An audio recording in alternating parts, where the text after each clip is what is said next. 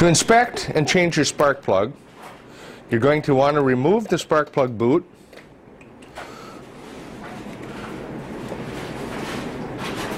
accessing the plug. Using a 13/16 plug socket, slide that over the top so you feel it securely, and then turning counterclockwise to loosen.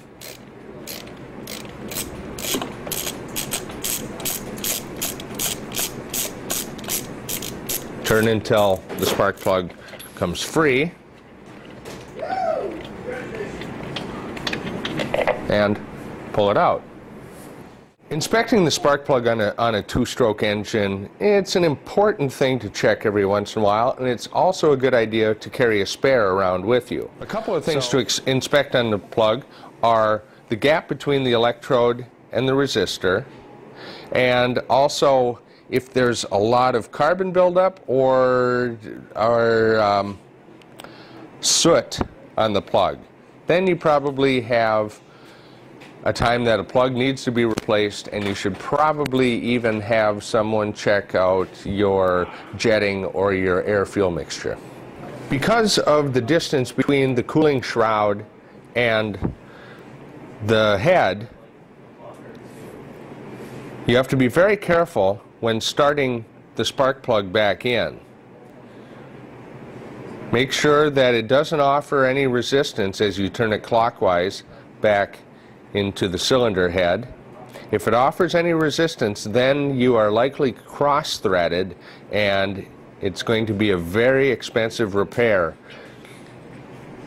if you cross-thread your spark plug. So again, being careful not to cross-thread your spark plug. Get it started into the cylinder head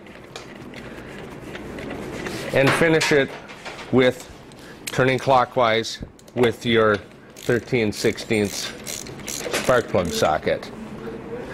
Just snug. Don't want to over tighten that. Securely place the spark plug cap back on. You'll feel it as it seats in properly.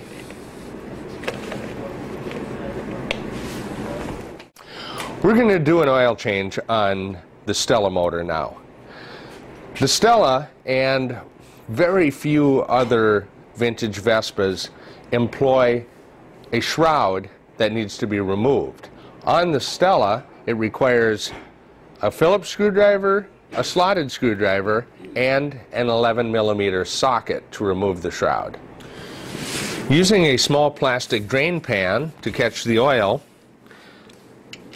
using your 11mm socket to take out the drain bolt, loosen that up, turn it by hand, get your pan into place, and pull out the drain screw.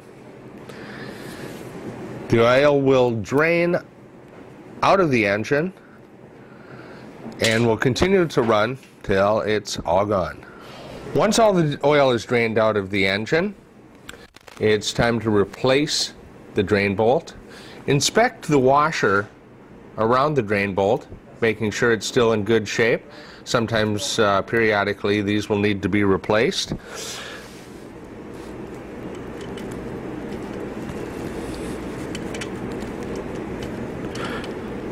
Threading the drain bolt back in clockwise.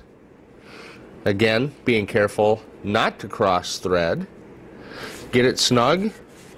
I like to wipe off any excess oil in the area, and then taking my 11mm socket, just securely, snugly tightening the drain bolt back into place. Being careful not to over tighten that. Now it's time to refill the oil. This is your filler hole. A slotted screwdriver, and you want a nice big slotted screwdriver for this because you need something that's going to have some torque. This screw is often very tight. Getting it into place, turning it until it comes loose, and then turning it counterclockwise to remove it.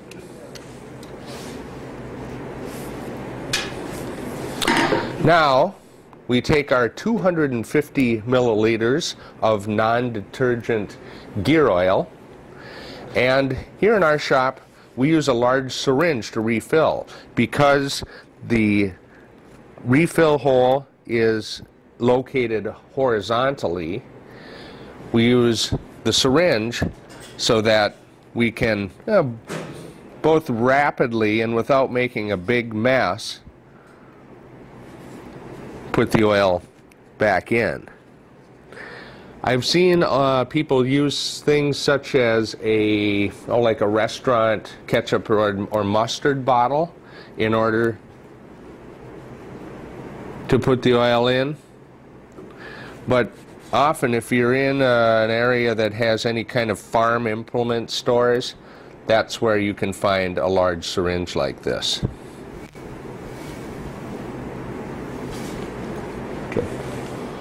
Once you've got the 250 milliliters of oil back into the engine, carefully start the screw into place, turning clockwise, being careful not to cross thread.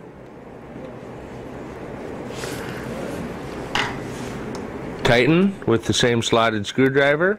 Again, snugly, and then using your rag, wipe up any excess oil. Now the clutch cable comes down through the clutch arm, and as we disengage the clutch, you see the clutch arm moving. This pinch barrel is what holds the cable into place against the clutch arm. In order to make an adjustment to that, you can do it by loosening the pinch barrel and using the fourth hand tool to get the proper free play at your clutch lever, or you can also do it by using the adjuster, which is just in front where the clutch cable comes out of the chassis. The purpose of the fourth hand tool is to hold the tension on the cable while you make the adjustment. It locks onto the cable and then locks into place in the desired position.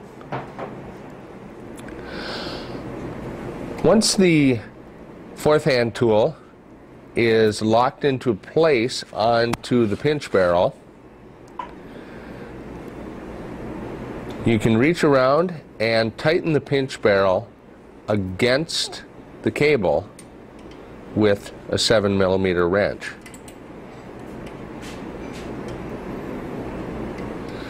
The clutch cable comes out of the chassis through the adjuster and to the clutch arm. In order to adjust the proper tension in your clutch cable, there's an adjuster right here. Now there is the adjustment portion of it, and there's the locking portion of it that needs to first be loosened. Once the lock nut is loosened, you can turn the adjuster counterclockwise to tighten the tension on your clutch cable. Once you have gotten the proper amount of free play in your hand lever, tighten the lock nut back into place.